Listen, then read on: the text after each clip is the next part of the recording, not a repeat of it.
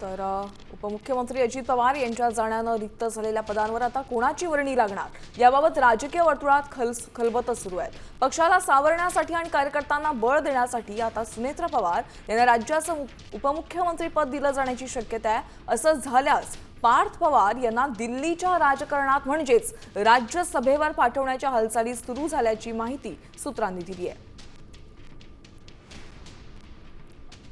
तर अजित पवारांच्या निधनानंतर राष्ट्रवादीसमोर काय प्रश्न उपस्थित झालेत आणि त्यांना काय ठरवावं लागणार आहे पाहूयात एकदा ग्राफिक्सच्या माध्यमातून। राष्ट्रवादीचे सर्वाधिकार कुणाकडे असणार हा सगळ्यात महत्त्वाचा प्रश्न आहे। राष्ट्रवादी अजित पवार पक्षाचे राष्ट्रीय अध्यक्ष कोण होणार?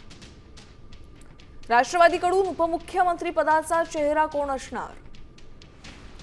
अर्थमंत्री पदावर कुणाची वर्णी लावायची?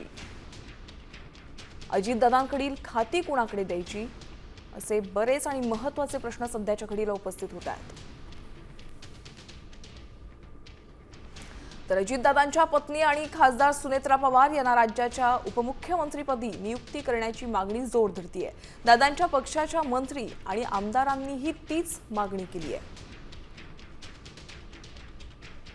नेत्यांनी पण त्या कुटुंबाला न्याय द्यावा हीच माझी इच्छा आहे। ते कोणाला द्यावा, काय द्यावा, सुद्धा ताईला द्यावा, त्यांच्या कुटुंबाला द्यावा, पण त्या कुटुंबात द्यावा की दादांनी एक काम उभं केलं, ते काम खरं दादाला वरती का मी केलेलं काम माझ्या पाठीमागं माझ्या कुटुंबाला घटना झाली, घटनेतून हे वर आलं, त्याच्या पाठीमागं त्या कुटुंबाला जर काही न्याय दिला तर 100% दादाला श्रद्धांजली होईल। अनेकांचं म्हणणं होतं का आता सुनेत्रा वहिनींना उपमुख्यमंत्रीपद दिलं पाहिजे, उपमुख्यमंत्री केलं पाहिजे का जेणेकरून ते एक दुखवटा सांत्वन का जी वर्षानुवर्ष आज दादांनी केलेलं काम, पवारसाहेबांनी केलेलं काम, सुप्रियाताईंनी केलेलं काम किंवा ह्या पक्षातल्या प्रमुखांनी केलेलं काम हे एकदमच त्याला ब्रेक करणं किंवा एकदम ब्रेक होणं हे कुठंच कोणाला म्हणजे पसंत नाही आहे।